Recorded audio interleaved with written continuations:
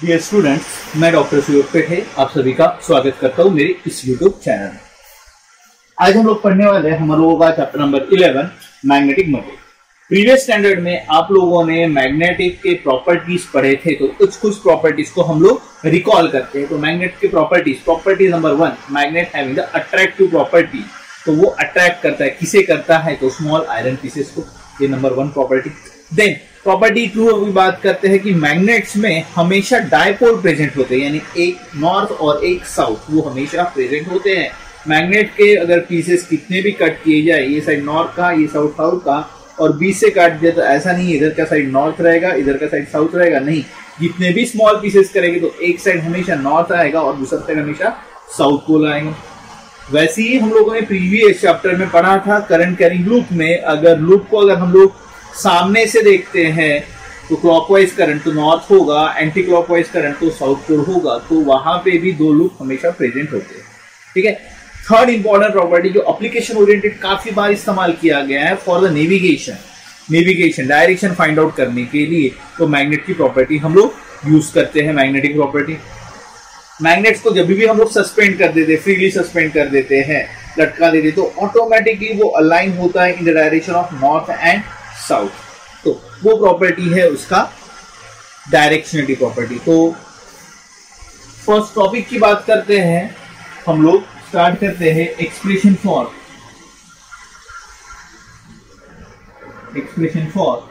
Magnetic potential energy.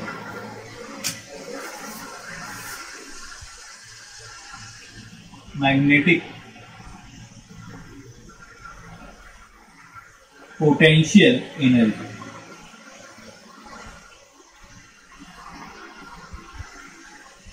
ठीक है। तो इस एक्सप्रेशन को स्टार्ट करते हैं। अब क्या कर रहे हैं, ये पोटेंशियल एनर्जी निकालने के लिए हम क्या कर रहे हैं, एक मैग्नेट ले रहे हैं। इस मैग्नेट को मैं सस्पेंड कर रहा हूं, ये है स्प्रिंग। यहाँ मेरे पास एक मैग्नेट नॉर्थ और साउथ, तो एक बार मैग्नेट ले लिया है और यहाँ एक अरेंजमेंट लगा दिया, मैंने रॉड का अरेंजमेंट लगा दिया है जिससे मैंने इसे अटैच किया है। यहाँ मैग्नेट रख दिया है, मैग्नेट को मैंने यहाँ पे सस्पेंड कर दिया है with the help of the string. यहाँ पे ये मेरे पास स्प्रिंग है, इस स्प्रिंग के हेल्प से हम लोगों ने इसे सस्पेंड कर दिया है। अब इस मैग्नेट को हम लोग रखेंगे in magnetic field. So it is surrounded by uniform magnetic field. तो इसके अराउंड में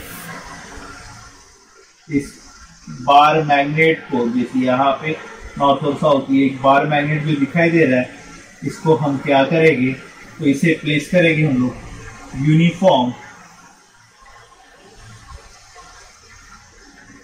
मैग्नेटिक फील्ड, ठीक है। अब जैसे ही हम लोग इसे यूनिफॉर्म मैग्नेटिक फील्ड में रखेंगे तो क्या होगा, due to this uniform magnetic field, तो यहाँ पे क्या होगा, maybe there is a some sort of attraction और दी रिपल्शन। तो यहाँ पे ये जो बार मैग्नेट है, तो बार मैग्नेट क्या होगा, ये बार मैग्नेट मूव होगा,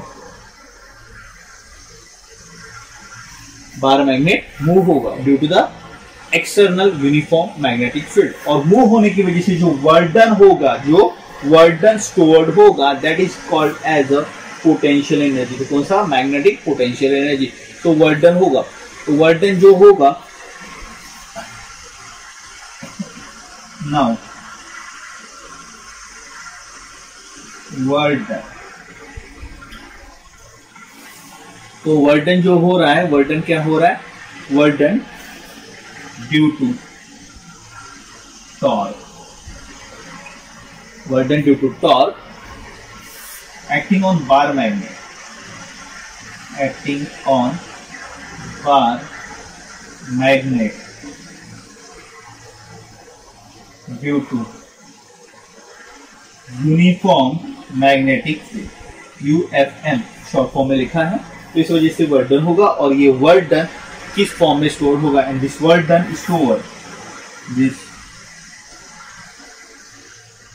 work done is stored in terms of magnetic potential energy. ठीक है, तो ये बहुत इंपॉर्टेंट पॉइंट है कि वर्क डन क्या होगा। तो वर्क डन किस पे हो रहा है, तो work done due to the torque acting on. तो वर्क डन क्या हो रहा है, यहाँ पे जो हम लोग कहेंगे टॉर्क। टॉर्क क्यों कहा गया, क्योंकि ये यहाँ पे रोटेट हो रहा है एक। तो वहां पे जो डिस्प्लेसमेंट है, तो डिस्प्लेसमेंट कैसा हो रहा है, तो एंगुलर डिस्प्लेसमेंट, इसीलिए यहाँ पे हम लोगों ने टॉर्क कहा, क्योंकि यहाँ पे ये लीनियर डिस्प्लेसमेंट नहीं हो रहा है, ये रोटेट होगा, यहाँ पे रोटेशन होगा। तो ड्यू टू द रोटेशन यहाँ पे कौन सा आ गया, टॉर्क। तो रोटेटिंग फोर्स। बात करते हैं वर्क डन के फॉर्मूले की। तो वर्क डन का फॉर्मूला हम लोगों के पास है basic formula, force into displacement. तो work done W is equal to force. अब फोर्स के जगह यहाँ पे कौन सा फोर्स है, तो rotating force, that is called as a torque.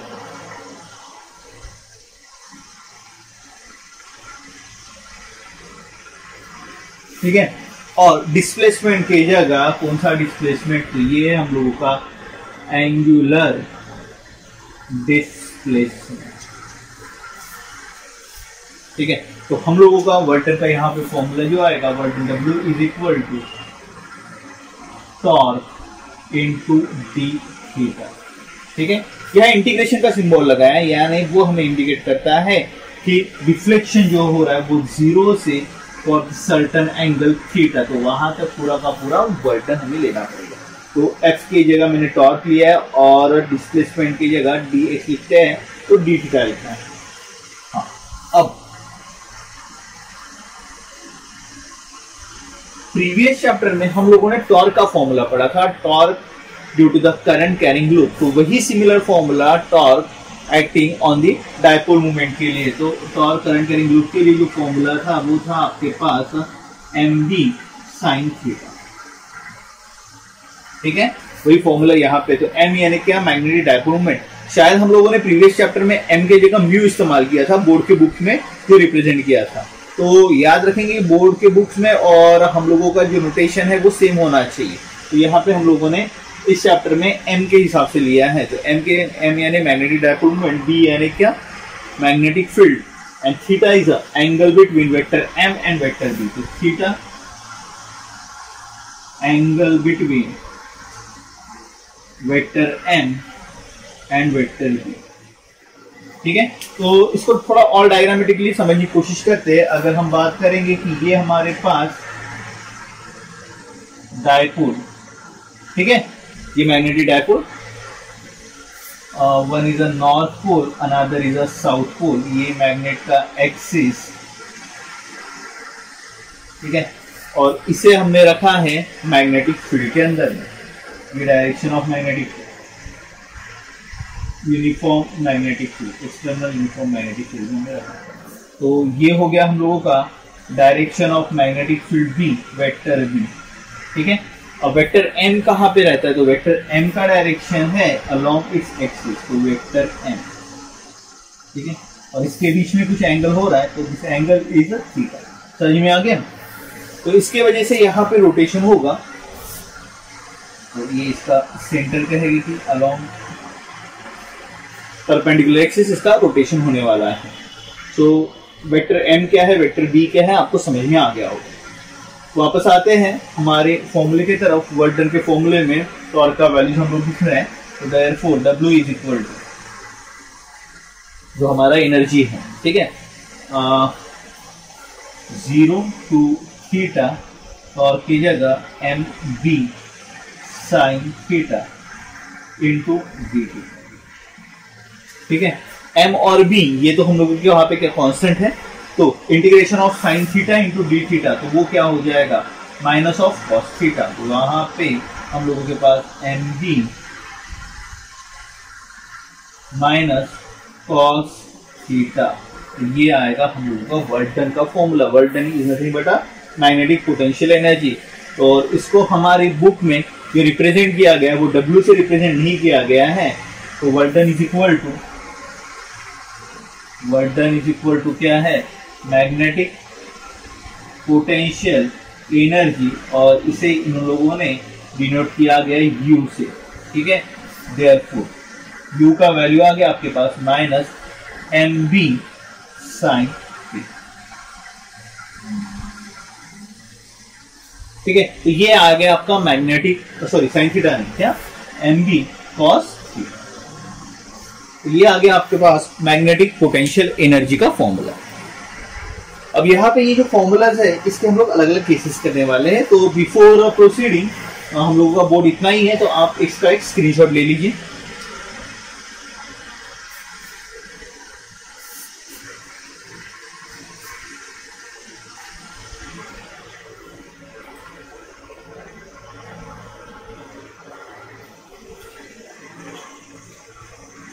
तो स्टार्ट करते हैं केस नंबर 1। ठीक है, when theta is equal to, अगर थीटा 0 डिग्री होगा, अच्छा थीटा 0 डिग्री अगर होगा यानी ये vector m and vector b, vector m is parallel to vector b, ऐसा होगा।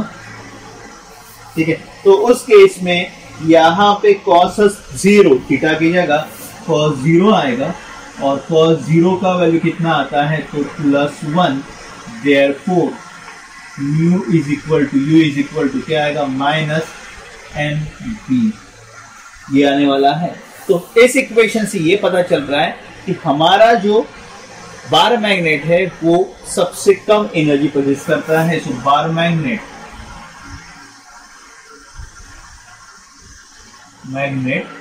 Has minimum energy. अच्छा, इसके पास एनर्जी मिनिमम है और इसी रीजन के वजह से वो ज्यादा स्टेबल है। Therefore it is more stable. ठीक है, जब एंगल 0 डिग्री होता है तब उसका स्टेबिलिटी सबसे ज्यादा होता है। केस नंबर 2 की बात करते हैं, सिर्फ हमें एंगल ही चेंज करना है। केस नंबर 2 की बात करते हैं, व्हेन थीटा इज 180 डिग्री, तो m इज एंटी पैरेलल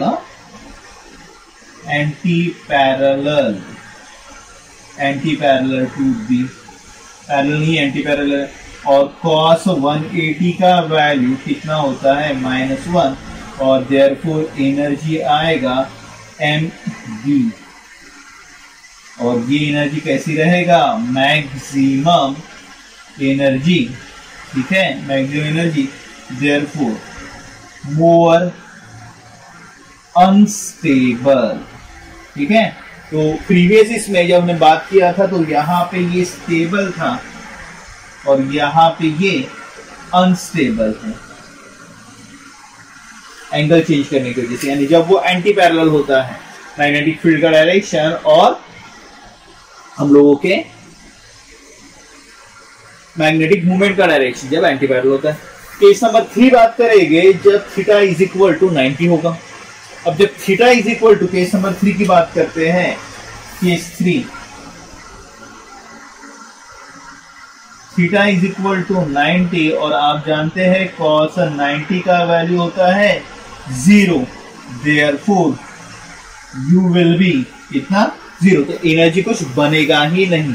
यानी जब हम लोग कहेंगे कि 90 डिग्री यानी परपेंडिकुलर होगा, यानी ये मैग्नेटिक फील्ड का डायरेक्शन और ये आपका बार मैग्नेट, ठीक है, ये आपने ऐसा रखा, इसका मैग्नेटिक मूवमेंट कितना एंगल बना रहा है 90 डिग्री, फिर उस केस में पोटेंशियल एनर्जी कितना होगा 0। So this is all about the expression for potential energy in the magnetic field. I hope you like this. Thank you for watching this video.